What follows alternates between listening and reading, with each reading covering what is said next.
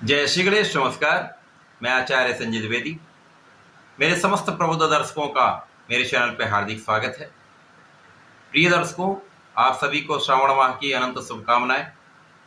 वर्ष में एक ऐसा माह जो भक्ति के भाव से भरा होता है, भगवान की कृपा का प्रसाद मिलता है। एक ऐसा माह जहां पर शिव जी सपरिवार इस पृथ्वी पर वास करते हैं। इसीलिए एक विशेष माह है।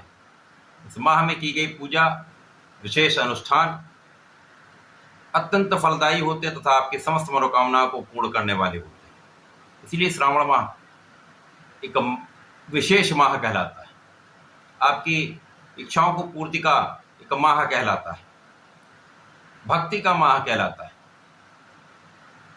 सामान्यतः जब भी आप रुद्राभिषेक कराते हैं घर में, तो आपको शिव वास देखना पड़ता है। शिव जी कहाँ पर है।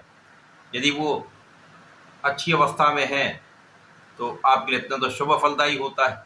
परंतु एक ऐसा माह है जहाँ पर आपको किसी प्रकार का शिववास देखने की आवश्यकता नहीं, क्योंकि यहाँ पर साक्षात महादेव सपरिवार हम सबके समक्ष होते हैं। केवल हमें अपने मन के भाव को ऐसा बनाना जिससे हम उनका साक्षात्कार कर सकें, उनकी भक्ति में लीन हो सके।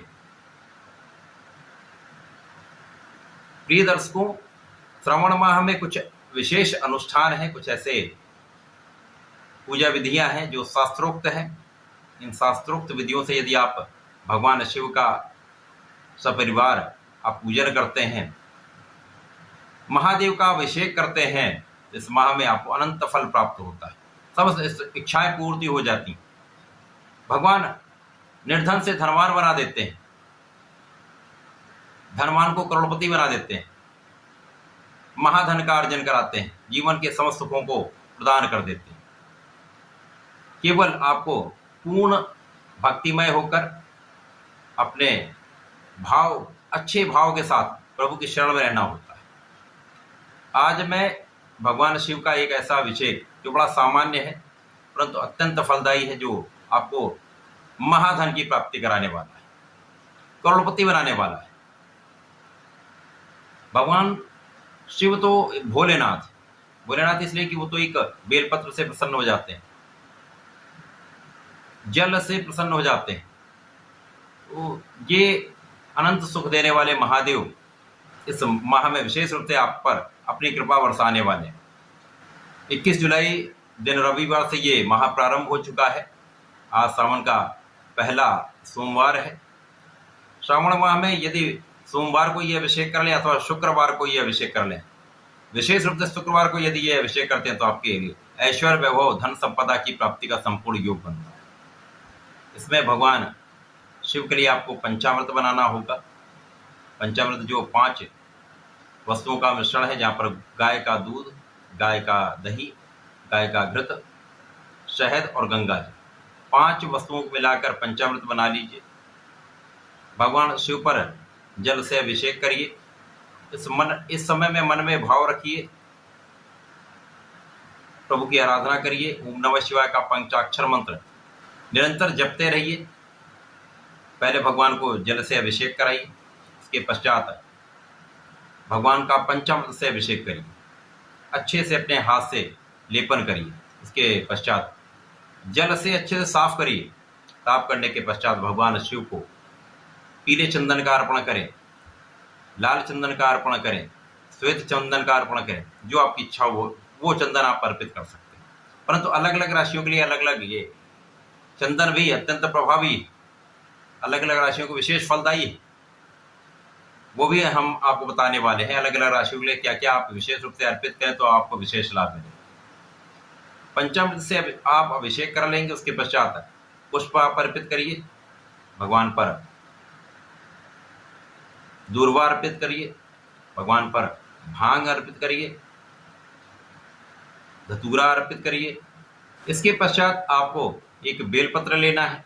बेलपत्र शुद्ध होना चाहिए, कहीं पर कटा फटा या दूषित ना हो। उस बेलपत्र को आप साफ कर लें, जल से धो लें। उसके पश्चात उस बेलपत्र पर आप अपने अनामिका उंगली से पीले चंदन से ओम लिख दें। अपनी इच्छाओं को मन में दोहराते हुए, कहते हुए, भगवान शिव से प्रार्थना करते हुए ओम लिख दें। उसके पश्चात अक्षत इन ओम लिखे हुए तीनों पत्तों पर आपको रखना है। अक्षत जो चावल टूटा ना। अपनी इच्छा को शुद्ध भाव के साथ भगवान से प्रार्थना करते हुए ये बेलपत्र भगवान शिव पर अर्पित कर दें। उनसे प्रार्थना करें, ओम नमः शिवाय का जप करते रहें। यदि आप ऐसा करते हैं, इसके पश्चात भगवान से प्रार्थना करके वो बेलपत्र आप उठा लीजिए, किसी साफ कपड़े में रख लीजिए, अपने घर ले आइए, अपने पास रखिए। ये प्रत्येक शुक्रवार अथवा प्रत्येक सोमवार को कर लेंगे, अथवा जब भी आपको समय मिले आप कर लेंगे, तो निश्चित रूप से आपकी मन की समस्त इच्छाएं पूर्ति हो जाएंगी, समस्त कार्य सिद्ध हो जाएंगे, ऐश्वर्य वैभव धन संपदा की प्राप्ति हो। निश्चित रूप से यह अत्यंत प्रभावी है, शास्त्रोक्त है, अत्यंत फलदायी है। अब प्रत्येक राशि के अनुसार इस विशेष अवसर पर आपको क्या क्या अर्पित करना चाहिए जिससे आपको मनवांछित फल प्राप्त हो। मेष तथा वृश्चिक राशि के जातकों को जब भगवान शिव पर आप जल अर्पित करते हैं, उसके साथ साथ पुष्प अर्पित करते हैं या जो भी चीज़ें आप चाहते हैं अर्पित करना आप कर लें। लेकिन इस समय में निश्चित रूप से आपको लाल चंदन का अर्पण भगवान शिव पर करना चाहिए, क्योंकि रविवार से भगवान का पदार्पण इस धरती पर हुआ है, भगवान आए हैं। लाल चंदन का मेष और वृश्चिक राशि के जातक यदि अर्पण करते हैं तो निश्चित रूप से आपकी मन की इच्छाएं पूर्ति होंगी, आप भी बलवान रहेंगे, आपके कार्य बनने लगेंगे, आपके ऋण समाप्त हो जाएंगे। यदि आपने ऋण ले रखा है तो इस समय में आपका ऋण समाप्त हो जाए। वृषभ तथा तुला राशि के जातकों के लिए जो मैंने पंचामृत बताया था आपको, उस पंचामृत से आप अभिषेक करिए, प्रत्येक शुक्रवार कर लेंगे, अत्यंत विशिष्ट है, आपको समस्त लाभ मिलेगा। मिथुन तथा कन्या राशि के जातकों के लिए श्रावण माह में बेलपत्र से अभिषेक करना चाहिए। यदि आप 3 बेलपत्र अथवा 6 बेलपत्र मिल जाए तो 5 बेलपत्र मिल जाए, उन पर ओम लिखकर, जैसा मैंने बताया था उस प्रकार से यदि आप भगवान का अभिषेक करते हैं तो आपकी इच्छाएं पूर्ण होंगी। कर्क राशि के जातकों को जल में गंगा जल मिलाकर भगवान शिव पर अर्पित करना चाहिए तथा लाल चंदन का अर्पण करना चाहिए। इसी प्रकार से सिंह राशि के जातकों को भगवान शिव पर जलाभिषेक करना चाहिए तथा दूर्वा का अर्पण करना चाहिए। इसके साथ साथ श्वेत पुष्प तथा श्वेत चंदन का अर्पण करना चाहिए। धनु तथा मीन राशि के जातकों को भगवान शिव पर जलाभिषेक करना चाहिए। यदि पीला चंदन अर्पित करते हैं, पीला पुष्प अर्पित करते हैं तथा पीले मिष्ठान को अर्पित करते हैं, समस्त सुखों की प्राप्ति होती है, समस्त स्वास्थ्य समस्याएं दूर हो जाती है। मकर और कुंभ राशि के जातकों को यहाँ पर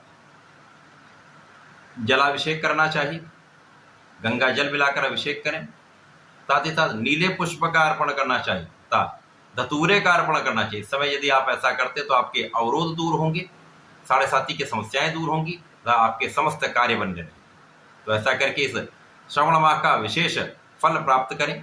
धन्यवाद, नमस्कार।